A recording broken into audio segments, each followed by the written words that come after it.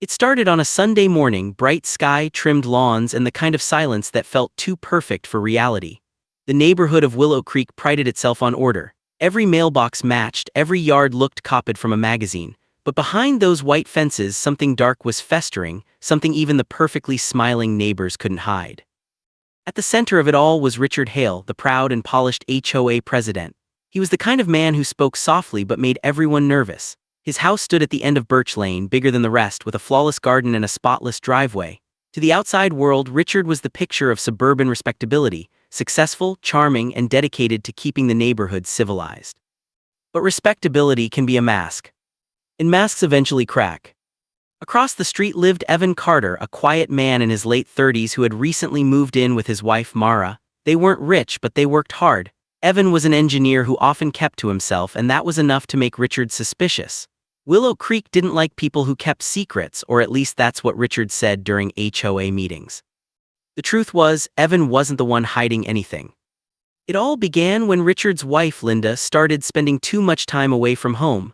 The neighbors thought she was volunteering at the community center, but Richard knew better. He had followed her once, watched her car parked behind the new coffee shop downtown, watched her laugh with someone, a man he didn't recognize.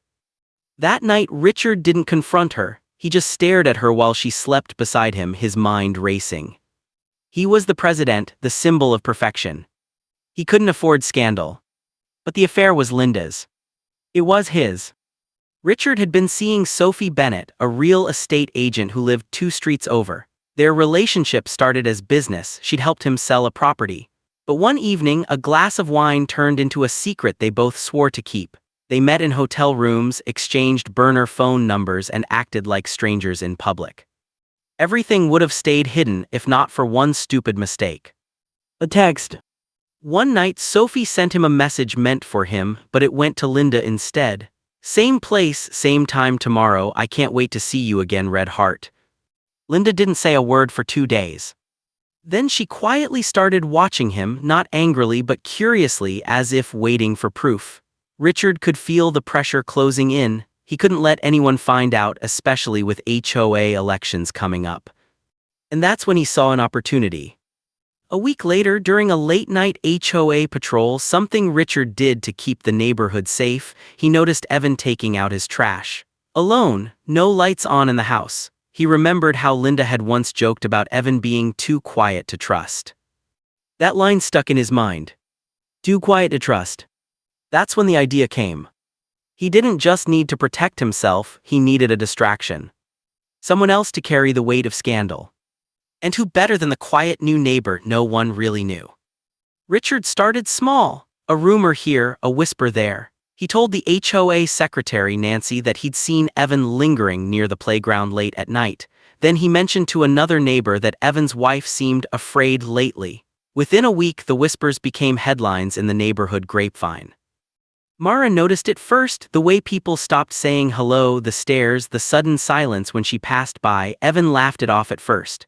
"They'll get used to us," he told her, but she didn't smile. She had seen the way Richard looked at her during HOA meetings, the kind of look that didn't feel like leadership, more like control.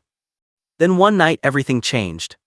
It was nearly midnight when Evan heard a knock on his door. When he opened it, 2 police officers were standing there. They said someone had reported suspicious activity in his backyard, loud noises, possibly arguments.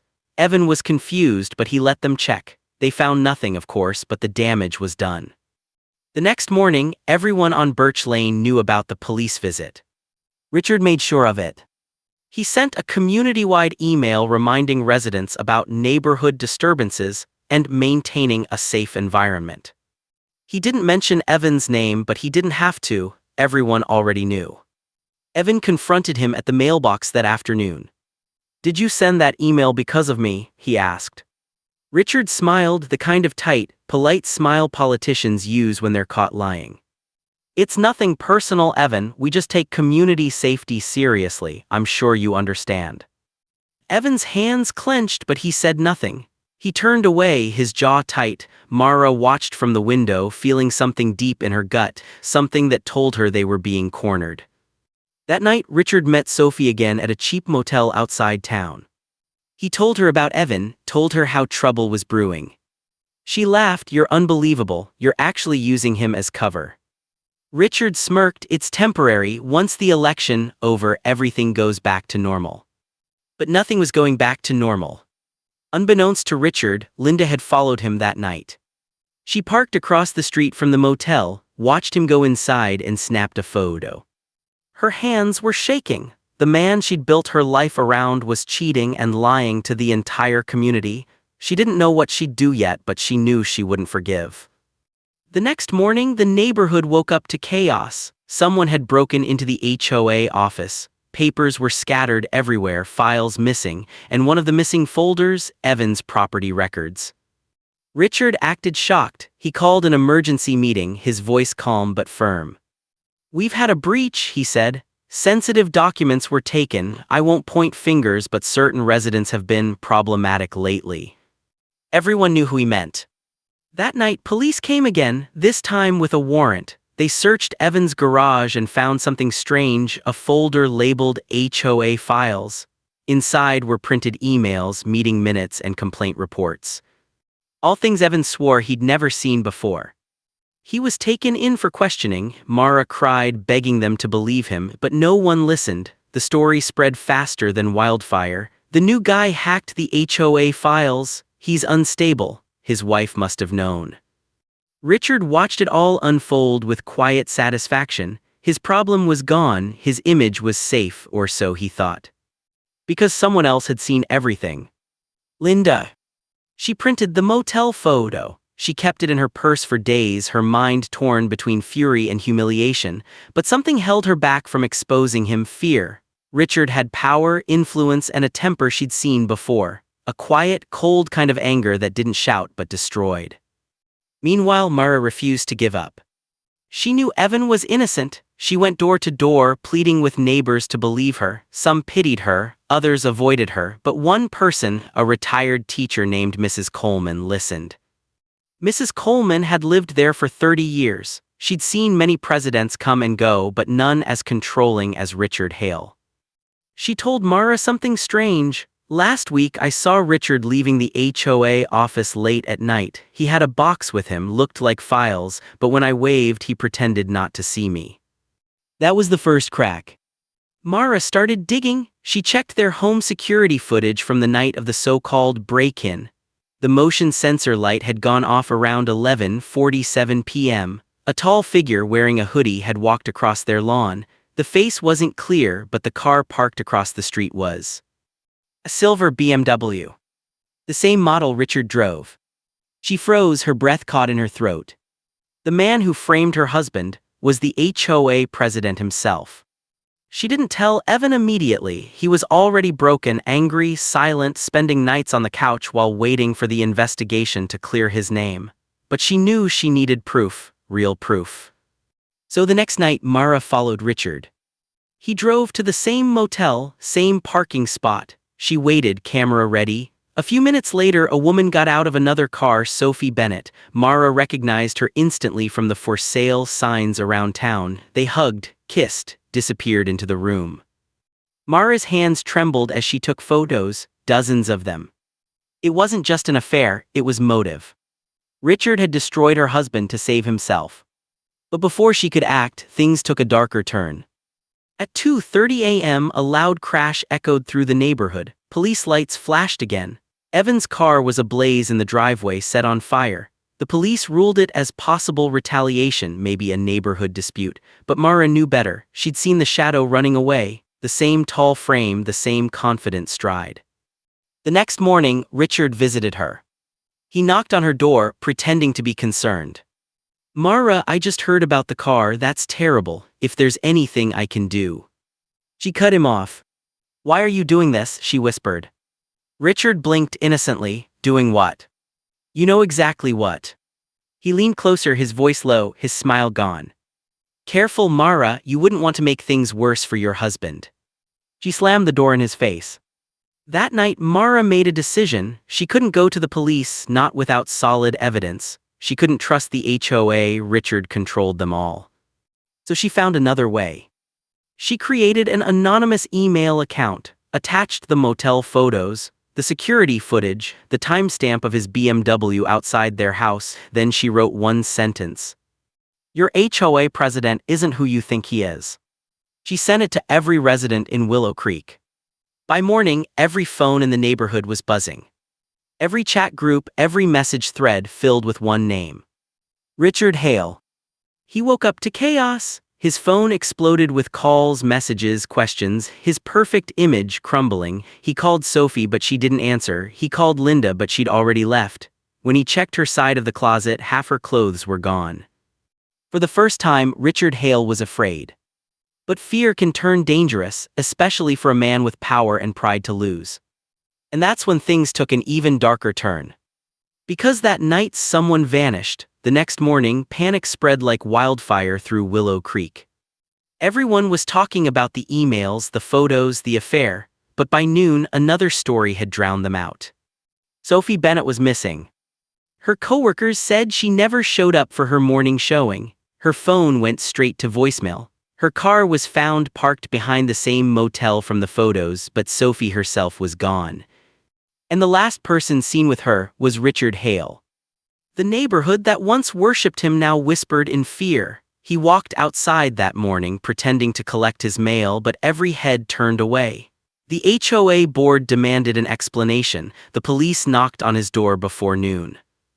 Inside, Richard sat at the dining table staring at his phone, scrolling through news articles about himself. The same polished man who once commanded respect now looked hollow, his tie loosened, his eyes bloodshot. Linda's side of the bed was empty. His wife had vanished too, only this time by choice. Detective Karen Morales, the lead investigator, studied him carefully. "Mr. Hale, when was the last time you saw Ms. Bennett?" He swallowed hard. "Last night, around 9, she left the motel early. I haven't heard from her since." "Were you two romantically involved?" Richard paused. His instinct was to deny, but he saw the look in her eyes, the kind that said she already knew. "Yes," he admitted finally, "it was complicated." Detective Morales nodded slowly. "And your wife, does she know?" Richard's jaw tightened. "I don't know where Linda is." "Convenient," she said, scribbling in her notebook. "Two women close to you disappear on the same night." Richard stood up. "I had nothing to do with that." "Then you won't mind us checking your property again," Morales said coolly. "Just a formality." He agreed, but as they left, panic swelled inside him. He walked upstairs into his office and opened his desk drawer. Inside was Sophie's phone. She had left it with him last night by mistake. He had planned to return it the next day, but now that phone could destroy him. He stared at it for a long time, then he powered it off and slipped it into the back of his safe. Across the street, Mara Carter was watching everything from her window. She saw the detectives, the neighbors whispering, the way Richard's mask was beginning to crumble. Part of her wanted to feel vindicated, but another part was terrified. Because she knew what Richard was capable of when cornered. Evan was still under suspicion for the HOA break-in. His name wasn't cleared yet. The police had dropped the daily questioning, but his reputation was shattered. No job wanted to touch him now. He spent most days fixing things around the house, refusing to talk, his pride crushed under the weight of accusation. When Mara told him about Sophie's disappearance, he looked up sharply. "That's his mistress." She nodded. He sighed. "Then it's only a matter of time before something worse happens." That night, a heavy rainstorm hit Willow Creek. Power flickered. The sound of thunder rolled across the roofs. And in the chaos of lightning flashes, a dark figure crossed Mara and Evan's backyard again. This time Mara was ready. She had set up an old security camera by the kitchen window, angled toward the yard. When she reviewed the footage later, her blood ran cold. The figure moved quickly, wearing a black raincoat, but for a second, just one lightning illuminated the face. It was Richard Hale. She gasped.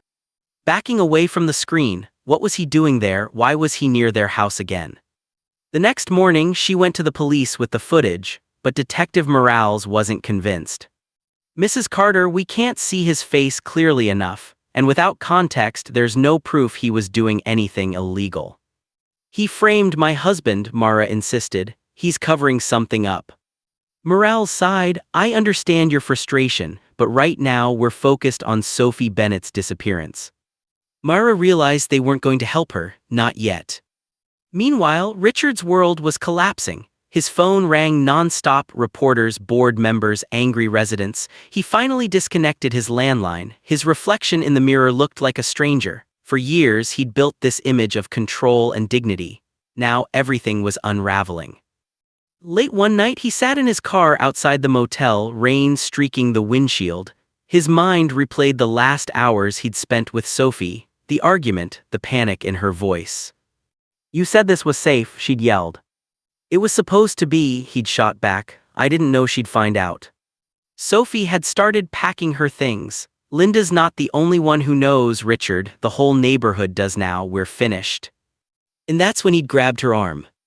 "Don't walk away from me," he said through clenched teeth. "Let go," she whispered, terrified. "You're scaring me." He did let go, eventually. But when he left that motel, she was still inside. He told himself she just ran away. He needed to believe that. 2 days later, police dogs were searching the woods behind the motel. And in the middle of all that chaos, Detective Morales received a call from a forensic tech. "We found something," the tech said. "Sophie's blood in Hale's trunk." That was enough for a warrant. The next morning, police cars surrounded Richard's house. Neighbors stood on their lawns whispering as officers carried boxes out of his home. Richard stood handcuffed on the porch, rain dripping from his hair, his face pale. He didn't resist, didn't speak, just stared across the street at Mara, who was watching from her window. Their eyes met. And for a brief haunting second, he smiled. At the station, Richard lawyered up immediately. "That's impossible," he told them. "She was alive when I left." But the blood was undeniable, and so were the messages on Sophie's phone recovered from his safe. Messages threatening her to stay quiet about the affair, promising her things will go bad if she talked. Richard said they were taken out of context. No one believed him. Mara thought it was over. She thought justice had finally caught up with him, but something still didn't sit right. If Richard was in custody, who was the man that had crossed their yard 2 nights ago? That night she heard it again. A creak, a shadow. Footsteps outside their window. Evan grabbed a flashlight and went out, his heart pounding. The rain had stopped, leaving the grass wet and soft. He scanned the yard, nothing. Then a voice behind him. "You shouldn't have gotten involved." Evan turned sharply, too late. A blow to the head sent him crashing to the ground. Everything went black. When he woke, he was lying on the living room floor, blood on his temple. Mara was on the phone with 911. "Someone was here," she cried. "He was hit, he's bleeding." The police came again, checked everything, but the intruder was gone. Detective Morales visited the next morning, her tone more cautious now. "You said Richard Hale's in jail, so who attacked your husband?" Mara hesitated. "Someone working for him, maybe." Morales frowned. "We found something at your back gate." She handed her a clear evidence bag. Inside was a keycard, the kind used at hotels. Stamped on it was a faded logo, Sundown Motel. The same motel where Sophie had disappeared. Morales's voice lowered. "We're testing it for prints, but if your theory's right, this goes deeper than an affair." Later that day, the forensic report came in. The fingerprints didn't belong to Richard or Sophie. They belonged to Linda Hale, Richard's wife. The news hit Mara like a wave. Linda, the quiet woman everyone thought was innocent, had been at the motel. Had she met Sophie, confronted her, helped Richard, or done something far worse? Detective Morales reopened the search with a new angle. Linda Hale was now missing and a potential suspect. Her car was found abandoned near the same woods. Inside were traces of blood, Sophie's blood, and a torn piece of paper with Richard's handwriting. "Meet me at the place, we need to fix this." Richard denied writing it, claimed it was forged, but the evidence was piling up like bricks around him. The neighborhood that once followed him now turned on him completely. The HOA board voted to remove him as president. His perfect lawn grew wild, his house dark and empty. Children whispered that his home was haunted. Adults crossed the street rather than pass by. But inside Mara's house, things weren't peaceful either. Evan had changed. The blow to his head left more than a scar, it left paranoia. He started locking every door, staying up late, watching the cameras over and over. He didn't trust anyone. Richard's not done, he told Myra. People like him don't go down alone. And he was right. 1 week later, news broke that Richard Hale had been released on bail. The neighborhood went silent again. That night, a black car drove slowly down Birch Lane, headlights off. It stopped outside the Carters' house for a full minute before pulling away. Myra saw it through the curtains and froze. The next morning, a note was slipped under their door. No name, just 6 words scrawled in sharp ink. You don't know the full story. Evan's hands trembled as he read it. What the hell does that mean? Myra stared at the handwriting. It was Richard's, it was delicate, feminine. She realized with a chill, it belonged to Linda Hale.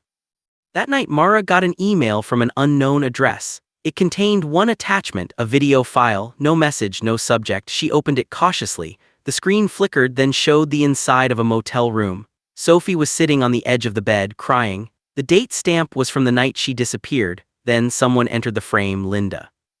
Please, Sophie sobbed, I didn't mean to ruin anything. Linda's voice was calm, almost gentle. You already did, he would have left me for you. I'm sorry, Sophie whispered, please, I'll disappear. Linda stepped closer, you will. The video cut out there.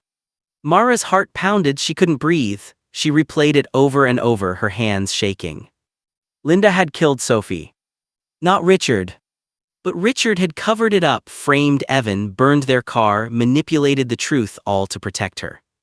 And now both of them were free. Evan wanted to take the footage to the police immediately, but Myra hesitated. What if they think we faked it? She asked. It came from an anonymous email. He slammed the table. We can't stay quiet anymore. But before they could decide, their house alarm went off.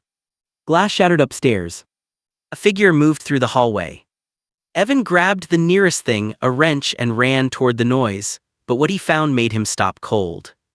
It was Richard. It was Linda. It was Detective Morales, holding a gun, her face pale. Get down, she shouted, she's here. Who? Myra yelled. Then they heard it, footsteps above them. Slow, measured. Coming from the attic. Morales motioned for them to stay back as she climbed the stairs. The sound of creaking wood filled the silence. She pushed open the attic door. And screamed.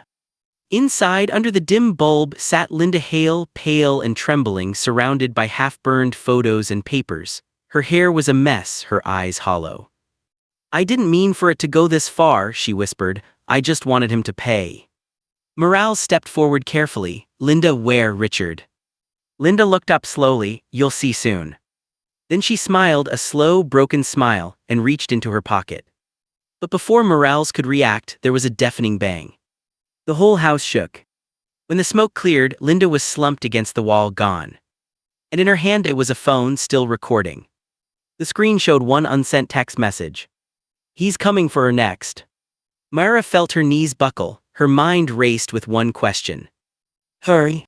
Did Linda mean Sophie? Or Myra? Outside, police sirens wailed again. And somewhere in the distance, under the hum of thunder, a familiar silver BMW engine started. Rain poured as red and blue lights washed over Birch Lane once again. The neighborhood was out of control. Sirens, reporters, neighbors huddled behind curtains, whispering about the woman found dead in the Carters' attic. Linda Hale, the once graceful wife of the HOA President, now gone in the same house of the man her husband destroyed. Myra stood outside, wrapped in a blanket, staring at the ambulance door as it slammed shut. Her mind was blank, her breath shaking. She could still hear Linda's final words echoing in her head. He's coming for her next. Detective Morales stood beside her, soaked to the skin, her voice low and urgent. Myra, you need to come with us, it's not safe here anymore. Where, Richard? Myra asked, her voice cracking. Morales hesitated. We do know. His GPS tracker was found cut off near the state line. He's gone. Gone. The word hollowed her out, because if Richard was gone, then maybe Linda was right. Evan came outside, his head still bandaged. They said we should pack up and stay somewhere else for the night. Myra nodded numbly. I don't want to leave. Morales looked at both of them. Listen to me, this man has nothing left to lose. You're the one person who can destroy him. That video you received, it's proof of a murder. He'll want it back. Mara swallowed hard, then he'll have to kill me to get it. Hours later, the Carters were escorted to a small motel outside town. Ironically, the same place where everything had begun, the Sundown Motel. Morales arranged for 2 officers to keep watch outside. She promised to return in the morning. But Richard Hale didn't wait for morning. At 3:27 a.m., a blackout swept through the area. Cameras, lights, even the officers' radios went silent. In the dark, the silver BMW rolled into the parking lot like a ghost. Inside room 12, Mara was still awake. She sat on the edge of the bed, clutching a flash drive, the video backup she'd made of Linda's confession. Evan slept beside her, finally at peace for the first time in weeks. She wanted to believe it was over, but the silence outside was too perfect. Then came a sound. A soft click. Like a door latch being tested. Mara's eyes snapped toward the window. The curtains shifted slightly, just enough to show a silhouette moving past. She froze, her breath caught in her throat. She reached for Evan's shoulder and whispered, "Someone's here." Before he could respond, the window shattered. A hand reached through, grabbing Mara by the wrist, dragging her halfway out before Evan tackled the intruder from behind. They crashed into the dresser, glass exploding across the floor. The lamp flickered, and for the first time, Mara saw his face clearly. Richard Hale. His eyes weren't the same anymore. Gone was the polished charm. What stood there was a man unhinged, desperate, shaking with rage. "You ruined everything," he shouted. "Do you have any idea what you've done to me?" Evan lunged at him, but Richard moved fast. He smashed a lamp across Evan's head, sending him sprawling. Mara screamed, grabbed the flash drive, and bolted for the bathroom. She locked the door, her hands trembling, tears streaming down her face. Outside, Richard's voice dropped to a chilling calm. "Myra, open the door. I don't want to hurt you. I just need the video, that's all." She backed against the wall, clutching the flash drive to her chest. "You killed her," she whispered. "You let your wife take the blame." Richard laughed a broken, hollow laugh. "You think I meant for this? I loved Sophie, but she wanted to go public. She was going to ruin everything. Linda found out and she snapped. I tried to stop her." "Then why frame my husband?" "Because someone had to take the fall before the election. I couldn't lose everything over a mistake." There was a long silence, then a gentle tap on the door. "Mara, I lost everything now. Don't make me lose my life too." She looked toward the window. It was small, barely wide enough to fit through, but she didn't have time to think. The door shuddered as Richard kicked it once, twice, splintering the frame. Mara climbed onto the sink, forced the window open, and pushed herself through just as the door gave way. She fell onto the wet pavement outside, scraped her knees, but didn't stop running. Behind her, she heard Richard's footsteps, fast, heavy, relentless.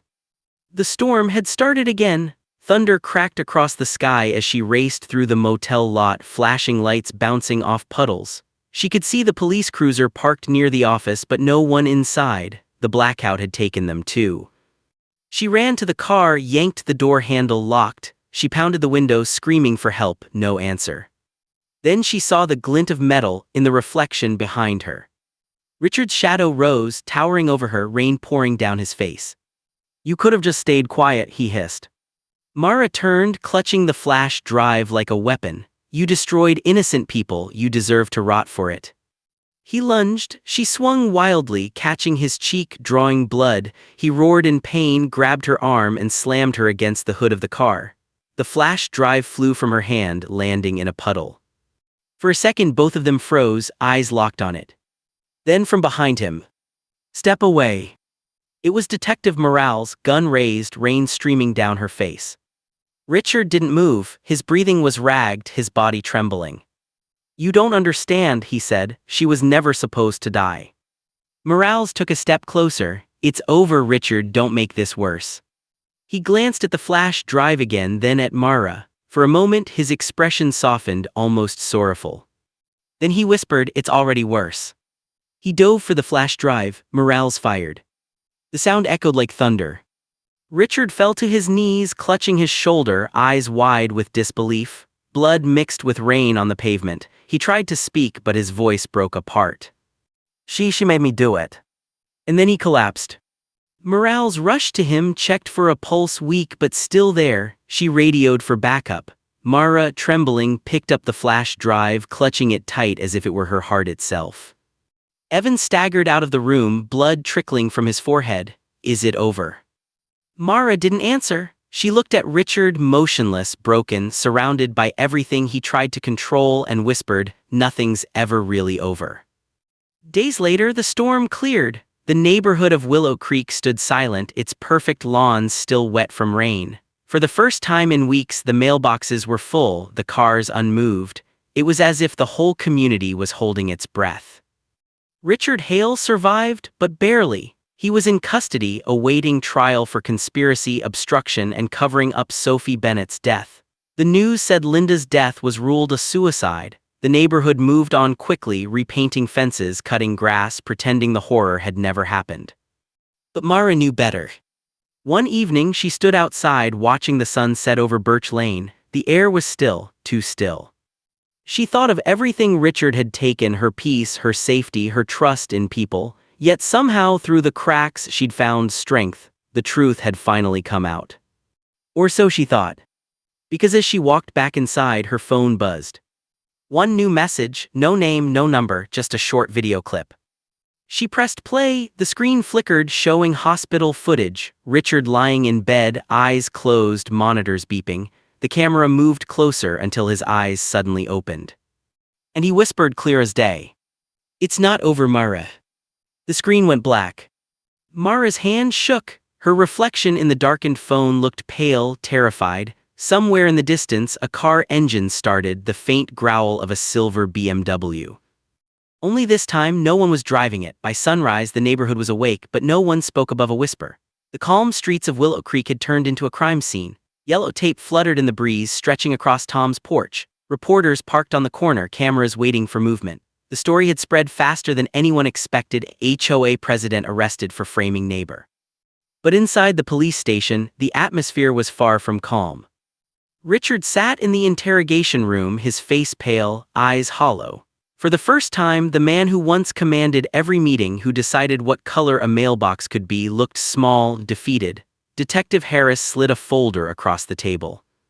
"Everything's here," she said quietly. "The forged complaint letters, the fake HOA citations, and the footage of you breaking into Tom's garage." Richard didn't answer. His hands trembled against the steel table.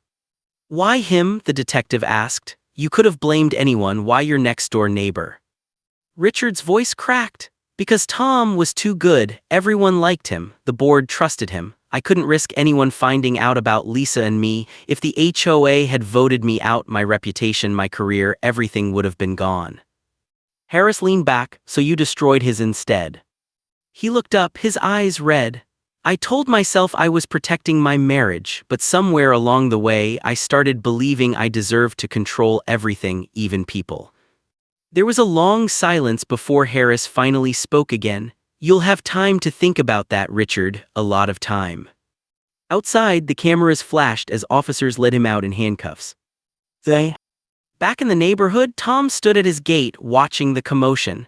His name was cleared, but the damage lingered. Neighbors who once whispered behind curtains now looked at him with guilt and apology. Lisa stood beside him, her expression heavy with remorse.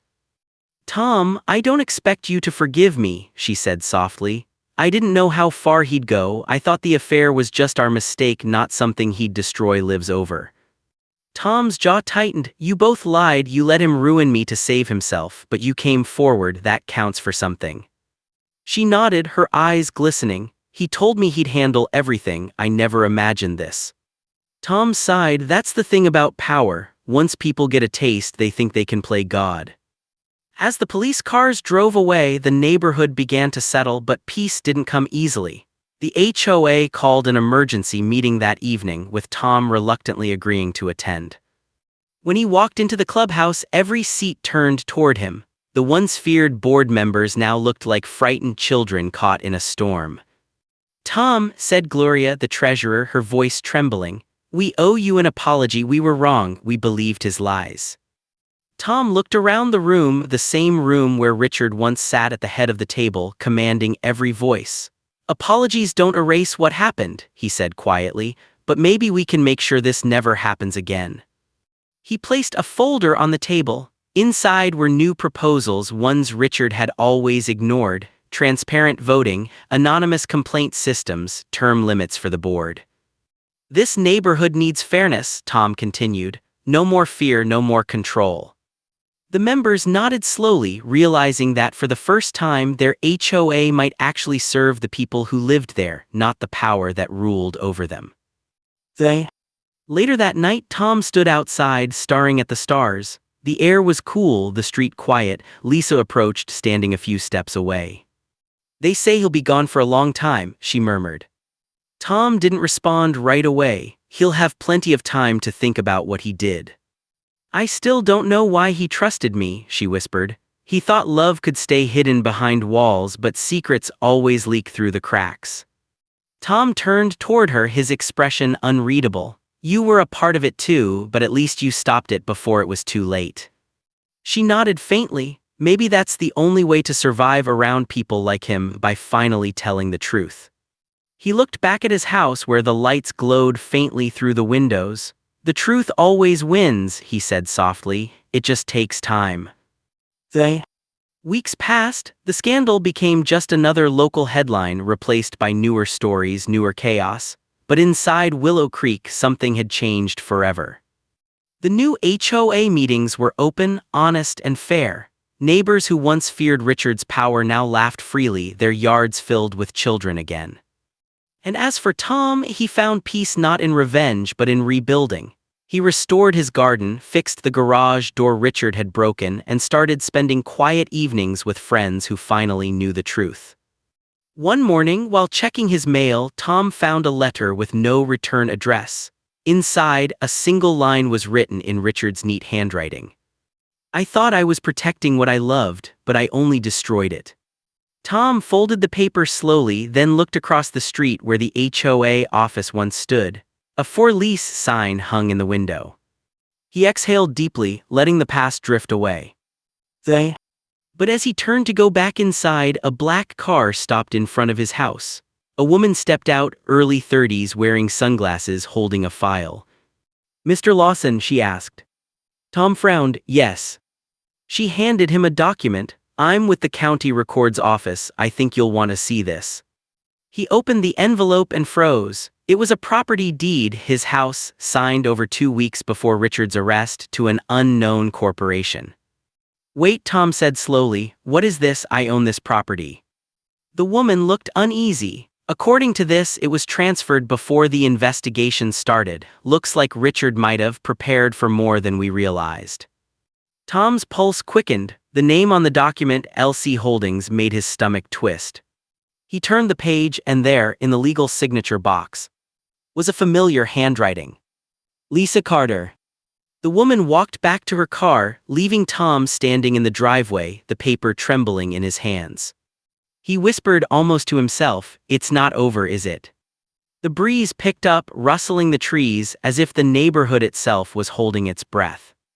And once again, Willow Creek went quiet.